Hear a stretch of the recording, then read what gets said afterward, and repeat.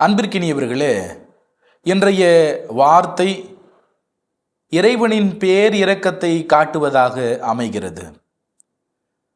திராட்சை தோட்டம் என்று வருகிற பல்வேறு விவிலிய பகுதிகள் அனைத்தும் மாபெரும் பேருண்மைகளை நமக்கு வழங்குகிறது. அதில் ஒன்று இன்றைய இறை வார்த்தை. அவசரமான வேலை முடிய வேண்டிய ஒன்று இருக்கிறது. ஆகவே தோட்டத்தின் உரிமையாளர் பணியாளர்களை போய் அழைக்கிறார். பல முறைகளில் சென்று அவர்களை அழைத்து தன்னுடைய தோட்டத்திற்கு பணியமர்த்துகிறார். ஆனால் கூலியாக ஒரு நாள் கூலியை கொடுக்கிறார். ஒரே கூலியை கொடுக்கிறார். இந்த மாபெரும் இரக்கத்தை நாம் எப்படி புரிந்து கொள்வது? வேலைக்கு பணியமர்த்தப்பட்ட அனைவரும் முழுமையான வேலை செய்கிறவர்கள் தானா? ஒருவேளை நாம் அந்த இடத்தில் இருந்தோமே ஆனால் முழுமையான பணியை நாம் செய்திருப்போமா?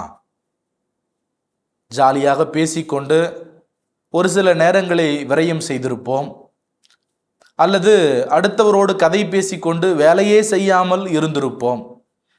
ஆனால் இந்த மனிதன் எல்லாரையும் சமமாக பார்த்து ஒரு நாள் கூலியை, அதுவும் ஒரே கூலியாக கொடுக்கிறார். இதை ஏற்றுக்கொள்ள என் மனம் முழுமையாக முற்படுகிறதா இல்லையா? இறைவன் மனிதனின் திறமைக்கோ பலனுக்கோ ஏற்றபடி அல்ல, அவரின் பேரிரக்கத்தை தான் இங்கு வெளிப்படையாக காட்டுகிறார்.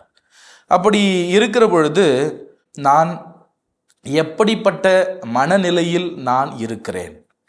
இன்றைய சமூக நாட்டங்களில் நான் வாழ்கிற பொழுது உண்மையிலேயே என்னுடைய பணியாளர்களை நான் எப்படி கவனிக்கிறேன்? முழுமையாக இரக்கத்தோடு நான் கவனித்துக் கொள்கிறேனா? அவர்களிடத்தில் அக்கறையோடு நான் பேசுகிறேனா? அல்லது மனிதநேய அடிப்படையில் மரியாதையோடு நடந்து கொள்கிறேனா? ஒருவன் வேலை செய்கிறான் என்று சொன்னால் அவனுடைய குடும்பத்திற்கு ஈடு செய்யக்கூடிய அளவிற்கு கூலியை நான் கொடுக்கிறேனா? அவர்களுடைய பிள்ளைகளின் பள்ளி கட்டணத்திற்கு தேவையானதை நான் கொடுத்து உதவுகிறேனா? அல்லது கடனாவது அந்த தொகையை நான் கொடுக்கிறேனா? இப்படியெல்லாம் கேள்வி எழுப்பினால் நாம் அந்த தோட்ட பணியாளர்களை விட மிக மோசமான நிலையில் இருக்கிறோம் என்பதுதான் உண்மை என்பதை இன்றைய நற்செய்தி நமக்கு தெளிவுபடுத்துகிறது. அன்பிற்கினியவர்களே, இன்று இயேசு எல்லாரிடத்திலும் சமமாக எல்லா ஆசீர்வாதங்களையும் கொடுக்கிறார். ஒருவன் வேலையின்றி அலைவது அவன் தவறு அல்ல. நமக்கு இந்த சமூக அமைப்பு அத்தகைய நிலையை வகுத்து வைத்திருக்கிறது.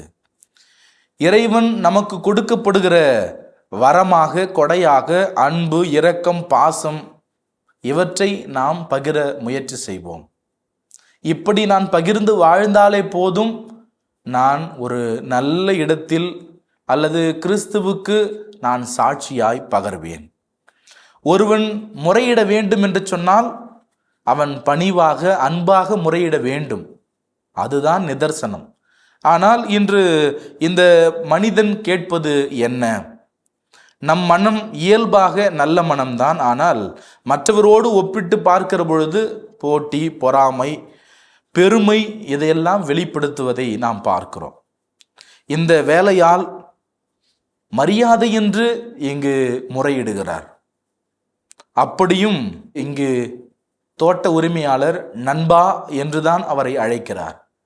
இப்படிப்பட்ட வார்த்தைகளை நம்முடைய பணியாளர்களை நாம் கவனித்துக் கொள்கிறோமா?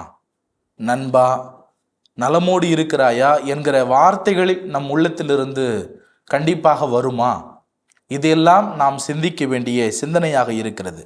அப்படி என்றால் ஊதாரி மைந்தன் உவமையில் வருகிற இளைய மகனை வரவேற்ற போது கோபப்பட்ட மூத்தவனிடம் இருக்கும் இரக்கத்தையும், நான் பசியாயிருந்தேன் நீங்கள் எனக்கு உணவு கொடுத்தீர்கள் என்கிற மாபெரும் அன்பையும் இன்று நாம் முதன்மை இடத்திலே வைத்து பார்ப்போம்.